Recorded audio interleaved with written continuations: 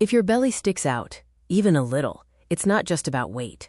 It's about a type of fat that behaves more like an organ than storage, one that inflames your body, rewires your metabolism, and quietly raises your risk of heart attack, even if your blood sugar looks normal. This is visceral fat, and it's at the center of a health crisis most people don't realize they're in. Not all fat is created equal. The fat you can grab under your skin is mostly passive. Visceral fat is different and forms deep inside the abdomen, wrapping itself around your liver, pancreas, and your heart. You can't pinch it. You can't spot reduce it. And once it's there, it constantly releases inflammatory signals into your bloodstream. This is why someone can look not that overweight and still be metabolically sick. From the side, the belly pushes forward. From the back, everything looks fine. That visual mismatch is a warning sign.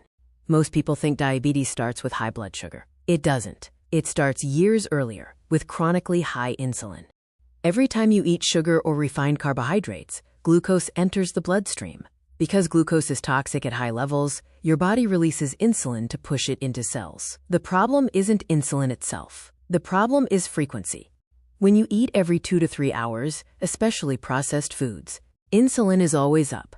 Over time, your cells stop responding to it. This is insulin resistance. Blood sugar may still look normal, but insulin is working overtime in the background, driving fat storage, inflammation, and arterial damage.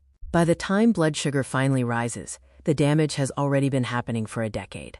Visceral fat isn't inert. It actively produces inflammatory molecules. These chemicals increase clotting, damage blood vessels, and destabilize arterial plaque. Most people imagine arteries slowly clogging like pipes. The rupture triggers a blood clot. The clot blocks blood flow. That's the heart attack. So what actually changes the trajectory? Not just eating less, but changing how often you eat. Calorie restriction and fasting are not the same thing. When you simply eat less, your body slows down, muscle breaks down, metabolism adapts. Fasting triggers a completely different physiology. When insulin drops low enough, your body shifts from storage mode to withdrawal mode.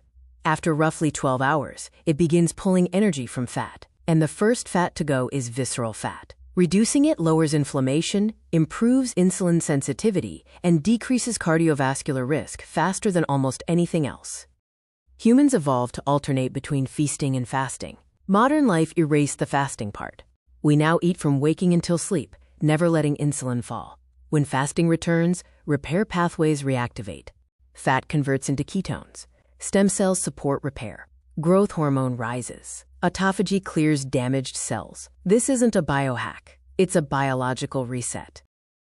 Exercise matters, but not in the way most people think.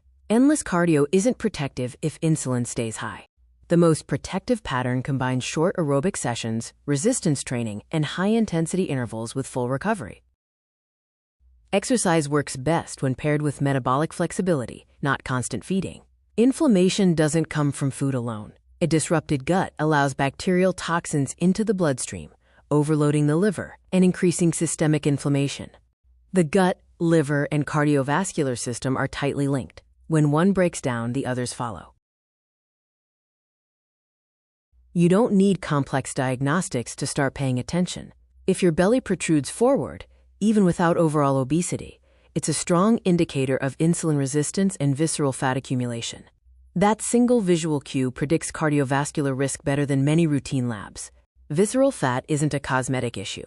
It's a metabolic warning sign. Lower insulin, restore fasting, reduce inflammation. When you address the root cause, the risk follows. Subscribe now to Micro Briefs for more micro learnings with big takeaways.